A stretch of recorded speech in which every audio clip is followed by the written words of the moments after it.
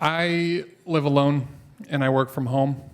My days can be solitary, so every afternoon I go to a nearby coffee shop just to get out in the world. And when I'm at the coffee shop, I do the crossword puzzle in their newspaper. It's quite the social life. And the thing is, though, I love crossword puzzles. They're fun, they're challenging, but at the coffee shop, it's more than that.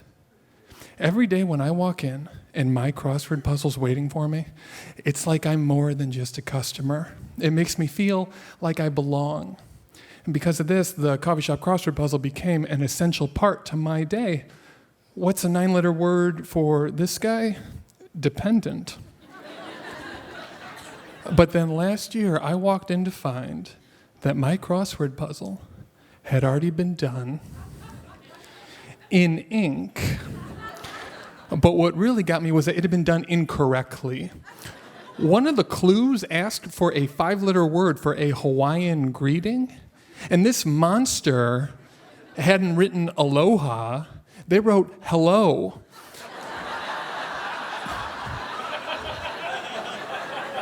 So obviously I was really upset, but I told myself that it was probably just someone passing through the neighborhood, like a drifter who didn't know anything about Hawaii. But the next day, when my puzzle was done again, I knew that I had a problem. And so I asked the barista if she could save the crossword puzzle for me. And she said, absolutely not. It's a community paper. Get here sooner. So I started getting to the coffee shop 2 hours earlier. But half the time, I arrived to find that my puzzle was still already mangled by the same person. And I knew it was the same person because their handwriting was really distinct. It looked like a ransom note. And I told this to some friends who suggested that I get over it. And so I started trying alternatives. I began bringing my own newspaper to the coffee shop. And I downloaded a crossword puzzle app on my phone. But that didn't make me feel like I belonged. Like what it made me feel was angry, because you know what? I had earned this coffee shop puzzle, and I wanted it back. And I'm not proud of this. But I took things up a notch because this was about what was mine, and I got personal. If I got to the puzzle first and I didn't know an answer, I didn't want to leave it blank for my nemesis to do later. So instead, I started filling in wrong, mean answers that my nemesis might see later. What's a 7-letter word for a river in Russia? I don't know. How about fuck you?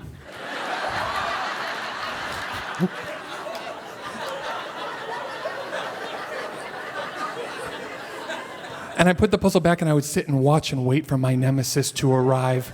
And I fantasized about catching them in the act, but they never showed. I felt like a wildlife photographer. And this dance of ours went on for months until one day I looked up and there he was. The man in his 80s with a drooping mustache like a cartoon sheriff. And he walked past me with a scone in one hand and my puzzle in the other, like it was no big deal, like the audacity, right? But now I knew who I was up against. And so the next day when I saw him walking towards the coffee shop, I ran ahead of him. And I grabbed the puzzle before he could get to it. And then I watched him as he flipped through the paper and found nothing and sat at a table by himself. And I gloated. It was wonderful. But that sense of victory didn't last. Because the more I watched him, the more he seemed like not that bad of a guy. If anything, he actually seemed lonely, sitting there just by himself doing nothing. And my heart cracked open just a little bit, and I thought, damn it. And I struggled with what to do until eventually I swallowed my pride. And I got up, and I went over to him, and I handed him the paper, and I said, I've seen you working on the puzzle in the past. Today's is pretty tough. Probably be better in your hands. And we started talking. He told me his name was Stan and that he lived in my neighborhood.